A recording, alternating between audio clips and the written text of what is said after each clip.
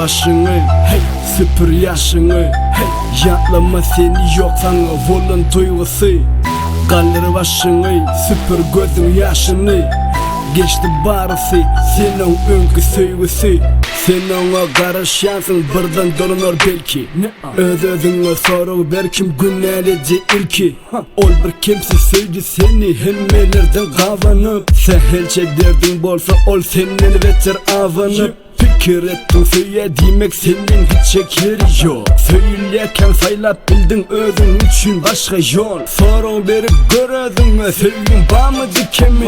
İne görsen oğlum seni unutacağım mekeni. Karışarsın yadaman çok adam yok hatına. Bilsen ballim buldurmuş da her dadın hasabı var. Diyen vakt bolsa pulsa kurduy sordun mehreni. Kıynansak da öyle denir başkan alıdasını. Neçe kıynansan da hiç gelip peydası yok. Ol özünü baklı dünya seninle gereğin yok.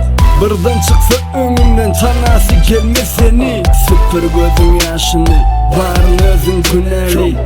Kaldır başını, hey, süpür yaşını, hey, yatlama seni yok sana volun duygusu. Kaldır başını, süpür gözün yaşını, hey, geçti barısı, senin önkü sevgisi.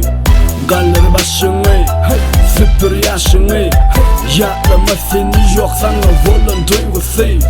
Kaldır başını, süpür gözün yaşını, hey, geçti barısı, senin önkü sevgisi. Eğen 365 gün yatlamadı ol seni. Sen unutup bilmersin on kucağının demini. Söyleyerken söyleyenin bilip gezip bilmeli. Ol sana sapak verdi, kiminle ökülmeli. Gecelenin uykusuz, ol sen güçlen eyesi. Sen yağdaylan barada on gelir mükebelesi. Düşündüresin gelirsin başla barın teneden. Ol seni yatlasa da yigrenendir hasvetir. İnni tapılır mı kasiri on kıyani kavanca.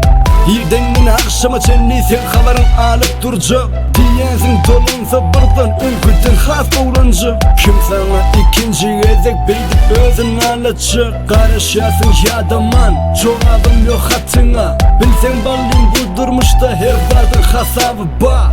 Diyen vakt bolsa pulsat bir duysadım mehrini. Bilmensen de öyle denir başkan alıcasını.